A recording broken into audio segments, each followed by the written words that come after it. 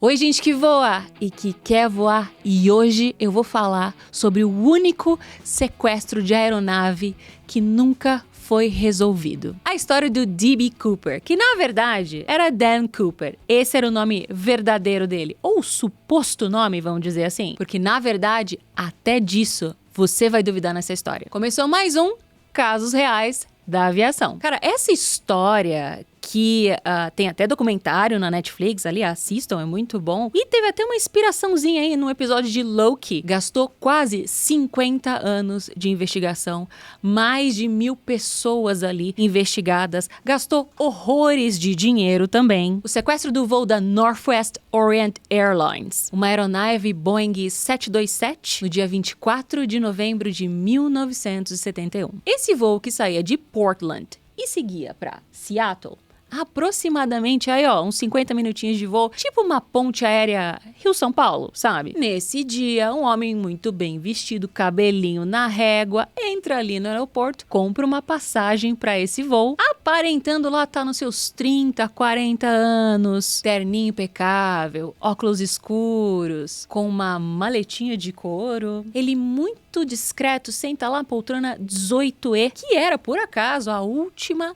fileira daquela aeronave. E esse voo estava só com 1/3 da capacidade dele, ou seja, vazio. O sonho de qualquer comissário de voo na ponte aérea, porque só quem faz ponte aérea sabe a dor e a delícia que é correr com o serviço inteiro em apenas 50 minutos. We won.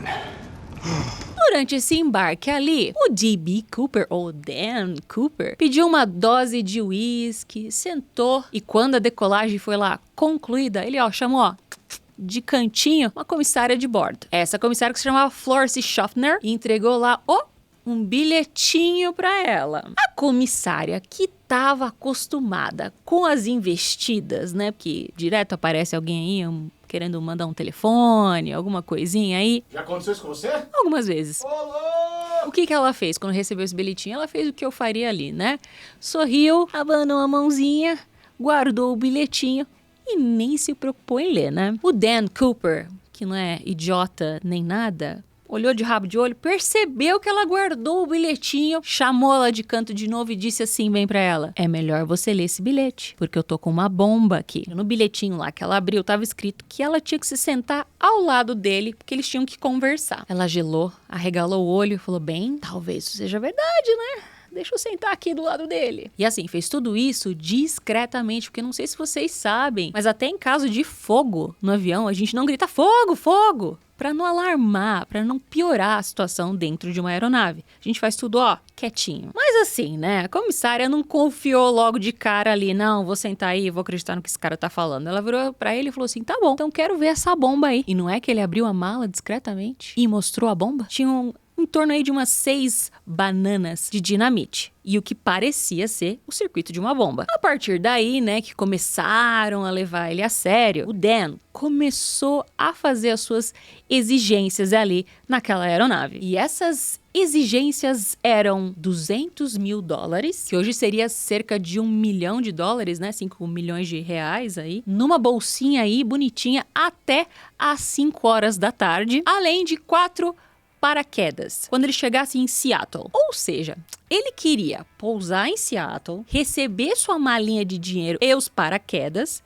e depois sair com aquele voo novamente. Então, quando ele chegasse em Seattle, ele abria a malinha, conferia lá o dinheiro, conferia o paraquedas e só daí ele ia liberar os passageiros. Aliás, passageiros esses que não tinham a menor noção que estavam sendo sequestrados. Aliás, eles só foram se ligar do que estava acontecendo quando eles chegaram em Seattle e viram toda aquela confusão da polícia, da imprensa. O Dan Cooper, ele também foi muito esperto, porque ele pediu 4 paraquedas. Se ele pedisse a polícia podia, sei lá, fazer alguma coisa com aquele paraquedas e na hora que ele fosse usar... morreu! Então ele pediu 4, porque daí a polícia ia achar que ele ia levar reféns.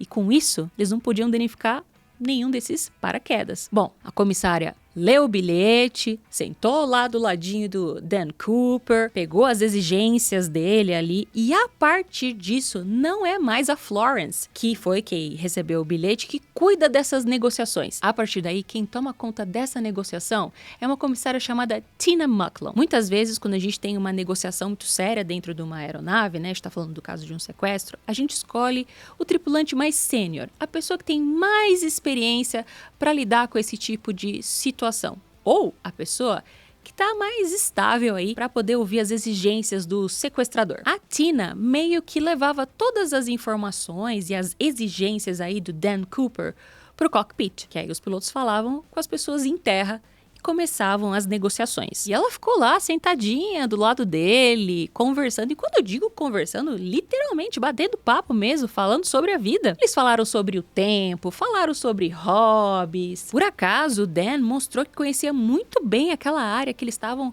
sobrevoando, né? Perguntou de onde que a Tina era. E quando a Tina resolveu perguntar pra ele a mesma coisa, ó, ele desconversava, não falava sobre ele não. E ele, que tava fumando, ofereceu até um cigarro pra ela, que tinha parado de fumar recentemente e naquela hora resolveu voltar. Porque o que faz mal é o papelzinho. E esse voo, que era pra durar lá os 50 minutos, durou mais de 2 horas. E por quê? Porque esse era o tempo que as autoridades precisavam pra conseguir as coisas que o Dan exigiu. Ou seja, o dinheiro, os paraquedas. Só que aí, como esse voo começou a demorar, os passageiros começaram a ficar intrigados, né? E aí, minha conexão, o que acontece? A tripulação resolveu falar para os passageiros que eles estavam tendo só uma falha técnica, que eles já estavam consertando tudo aquilo ali em rota e que já já todo mundo ia pousar em segurança. E finalmente essa aeronave pousa em Seattle em segurança, né?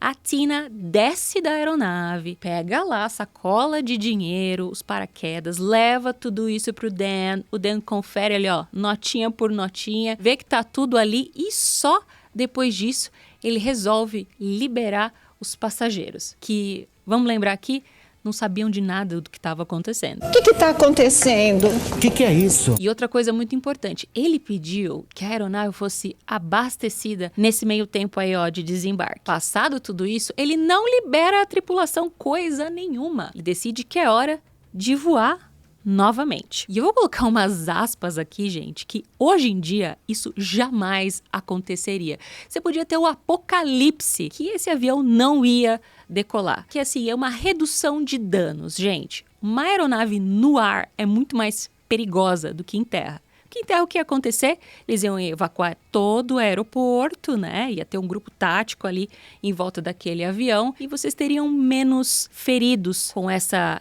invasão da aeronave. Mas, nesse caso, esse voo decolou sim. Ele deu novas coordenadas sentido México. E outra coisa muito importante aqui também, ele pede que os pilotos voem baixo. A comissária Tina, né, já ia se sentando ali do lado do Dan. Ok, vamos ter que negociar mais aqui, o que vai rolar, né? E o Dan vira pra ela e fala: não preciso mais de nada não. Na verdade, eu quero que você e o resto da tripulação se tranquem no cockpit. Enquanto ela estava indo lá pro cockpit, ela reparou que o Dan tava amarrando a sacola de dinheiro ali, ó, no corpo. Tava se preparando para alguma coisa. E eu tô falando aqui Dan Cooper em vez de D.B. Cooper, porque só ficou D.B. porque foi um erro de digitação do jornal que publicou essa matéria primeiro. E aí todos os outros publicaram com esse mesmo nome, D.B. Cooper. Mas na verdade, era Dan. Passado um tempinho aí, o cockpit recebeu o alerta de que a porta do avião tinha sido aberta e que provavelmente o Dan tinha pulado. Nesse exato momento, o que o piloto faz? Manda já um alerta para as autoridades do exato ponto em que aquela porta foi aberta, para eles começarem a rastrear onde que o Dan poderia ter pulado. E realmente o Dan pulou e desapareceu. Sumiu! Logo depois disso, a aeronave pousou em Randall. Todo mundo ali, né, são e salvo, né? Mas, mesmo assim, como a polícia não sabia se o Dan estava no avião ou não, né? Eles só suspeitavam que ele tinha pulado. Eles cercaram a aeronave cheia de policiais, né? Fizeram uma busca ali, mas realmente o Dan não estava lá coisa nenhuma. E a única coisa que eles conseguiram encontrar no avião, que era do Dan ali, eram umas 60 digitais ali, né, dele e uma gravata. Baseado ali, ó, nas coordenadas que o piloto tinha dado para as autoridades, fizeram uma busca toda naquele perímetro e não encontraram nada. Bateram em um monte de casa, falaram com um monte de gente e nada. E até recompensa ofereceram. E depois de 45 anos de investigação, em 2016, eles resolveram encerrar essa investigação toda. Os únicos rastros que encontraram do DB, ou do Dan, foi em 1978, mais ou menos uns 7 anos depois aí, né, do que aconteceu, que foi um manual de instrução de como abrir a porta de um 727. Pelas redondezas, né, um caçador encontrou aquilo. E depois, em 1980, uma criança que estava brincando aí, ó, na beira de um rio, encontrou uma sacola de dinheiro enterrada. E a polícia descobriu que aquela sacola de dinheiro era parte do resgate ali, ó, do Dan, porque eles tiveram a brilhante ideia de marcar aquelas notas. Então, assim, toda vez que o Dan fosse gastar dinheiro, eles iam ter essas notinhas marcadas e iam meio que rastrear por onde o Dan passou, coisa que eles nunca conseguiram fazer. E esse mistério, ele continua até hoje. Tiveram até algumas pessoas que se apresentaram como D.B. Cooper. Todas essas pessoas que eram suspeitas ou que se apresentaram, nunca foi confirmado que elas eram realmente essa pessoa, né? Hoje em dia ela deve ter já morrido, né? Se ela não morreu na queda, né, gente? Porque tem essa teoria de que ele não sobreviveu à queda. Por quê? O tempo naquele dia estava muito ruim. Então, assim, a possibilidade dele ter, assim, ó, pousado ali, né, são e salvo, é muito pequena. E por causa desse crime aí, ó, que a gente chama de perfeito, muita gente naquela época resolveu aderir a essa moda. Em 1972, ou seja, um ano depois do sequestro do Dan Cooper, 15 pessoas tentaram sequestrar aeronaves e pular de paraquedas também. Todos foram presos ou morreram tentando. E por causa disso, em 1973, as companhias aéreas foram obrigadas a revistar as bagagens das pessoas. Ou seja, antes não era não. E por isso, naquela época, era tão comum sequestro de aeronaves, acreditem. Era super comum isso acontecer. E obviamente, gente, o nome Dan Cooper foi descoberto ser falso. E olha só que curioso, ele foi baseado num personagem de uma série de quadrinhos, que era também um aviador, herói, por aí. O que você acha que aconteceu realmente aqui nessa história de mistério? Você acha que o Dan morreu? Você acha que ele ficou vivendo aí rico pela eternidade? Me conta tudo. Beijo, beijo e até mais.